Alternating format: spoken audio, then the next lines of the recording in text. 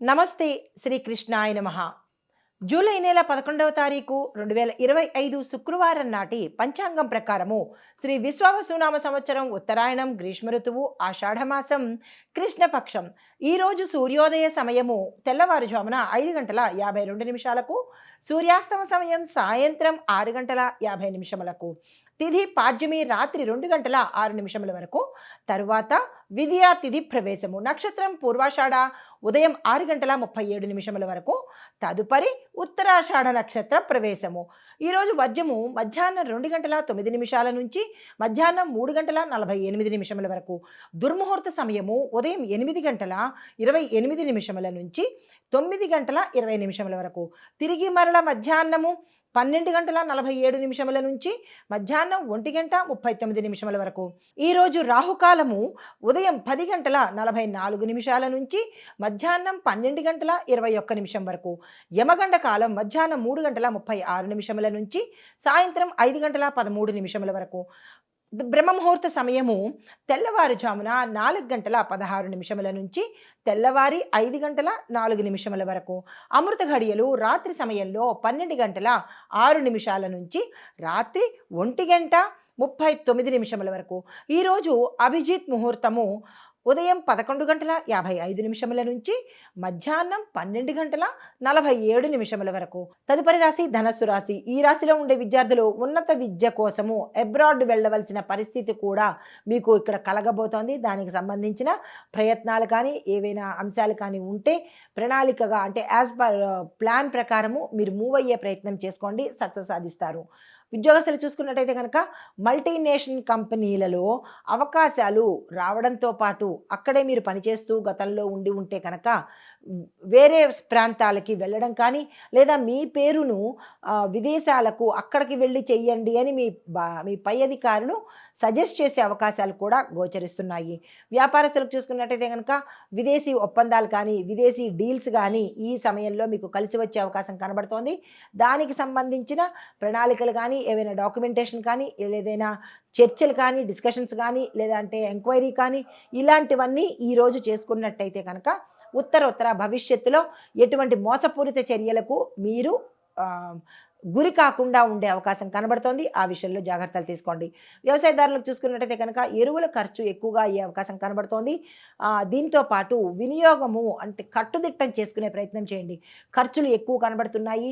రాబడి కానీ పంట నష్టం కానీ జరిగే అవకాశాలు ఎక్కువగా కనబడుతున్నాయి. ఈ విషయంలో జాగ్రత్తలు ప్రతి ఒక్క రైతు తీసుకునే ప్రయత్నం చేయండి. ఆరోగ్యపరంగా చూసుకున్నట్టయితే కనుక జలుబుకు సంబంధించి గొంతు సమస్యలకు వచ్చే అవకాశం కనబడుతోంది. ఈ విషయం పట్ల కొంచెం జాగ్రత్తలు తీసుకునే ప్రయత్నం చేసుకోండి.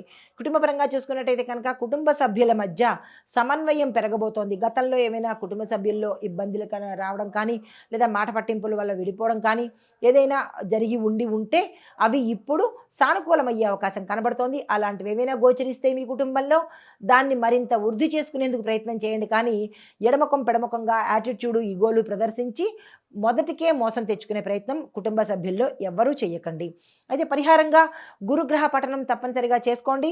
దీంతో పాటు పసుపుని దానంగా ఇచ్చినట్టయితే కనుక సానుకూలమైన ఫలితాలు పొందుతారు. తదుపరి రాశి మకర రాశి. ఈ రాశిలో ఉండే విద్యార్థులకు న్యూస్ మీడియా జర్నలిజం చదివే విద్యార్థులకు విశేషమైన అవకాశాలతో పాటు ప్రయోజనాలతో పాటు మీరు ఏదైతే గోల్స్ అనుకుంటారో ఆ గోల్స్ని రీచ్ అయ్యేందుకు సక్సెస్ సాధించేందుకు అవకాశాలు చాలా ఎక్కువగా కనబడుతున్నాయి.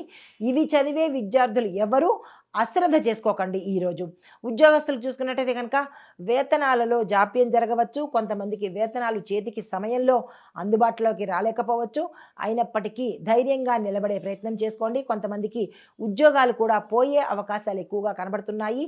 ఈ విషయంలో జాగ్రత్తలు తీసుకోండి. అయితే వ్యాపారస్తులకు చూసుకున్నట్టయితే కనుక లాభాలు వచ్చే సూచనలు ఎక్కడా కనిపించట్లేదు.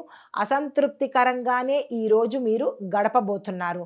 ఖర్చులు కూడా చాలా స్థాయికి మించిన ఖర్చులు పెట్టవలసిన పరిస్థితి ఏర్పడబోతోంది. ఈ విషయంలో జాగ్రత్తలు తీసుకోండి. అయితే ఆరోగ్యపరంగా చూసుకున్నట్టయితే నడుముకు సంబంధించిన నొప్పులు కొంచెంగా గోచరిస్తున్నాయి. అది మినహా ఎటువంటి అనారోగ్య సూచనలు కనిపించడం లేదు. శక్తిగా ఉండేందుకు ప్రయత్నం చేయండి. వీలైతే వ్యాయామము నడక చేసే ప్రయత్నం చేసుకోండి.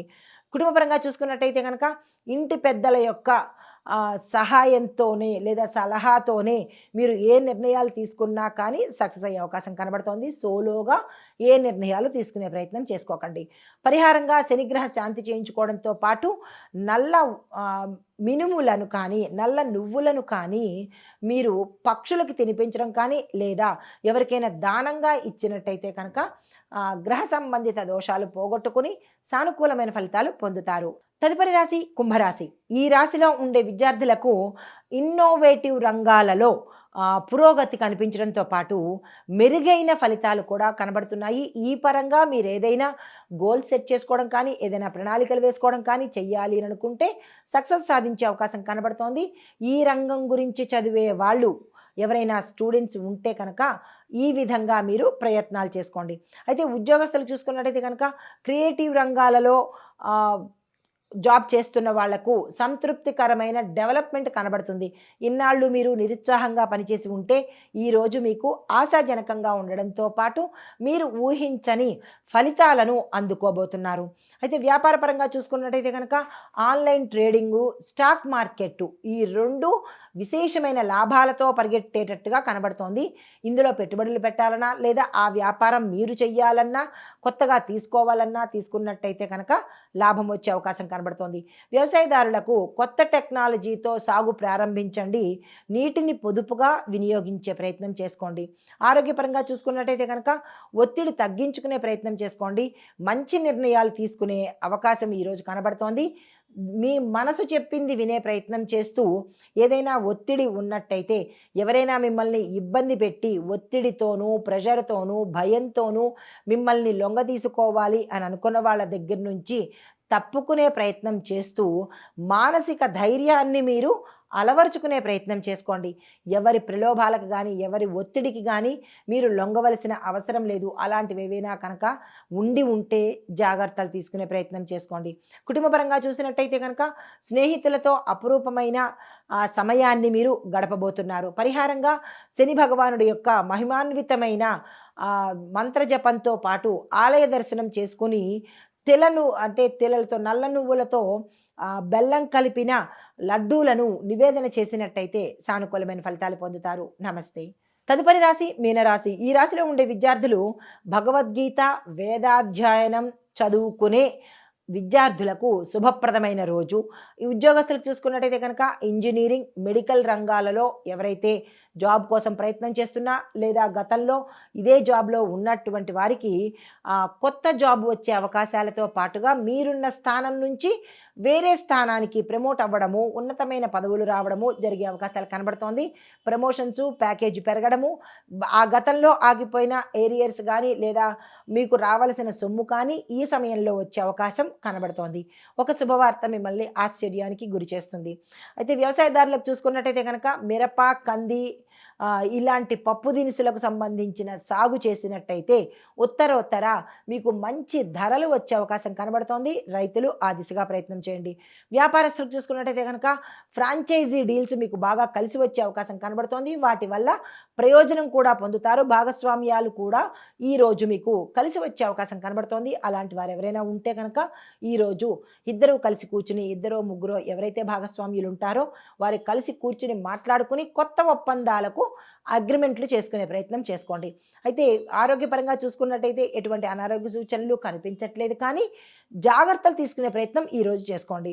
కుటుంబపరంగా చూసుకున్నట్టయితే శుభకార్యాలు జరిగేందుకు సూచనలు కనబడుతున్నాయి, ప్రయత్నాలు చేసుకోండి. పరిహారంగా గురు సంబంధిత శ్లోకాలు చదవడము, గురు సంబంధిత ఆలయ దర్శనం చేసుకున్నట్టయితే కనుక సానుకూలమైన ఫలితాలు పొందుతారు. నమస్తే.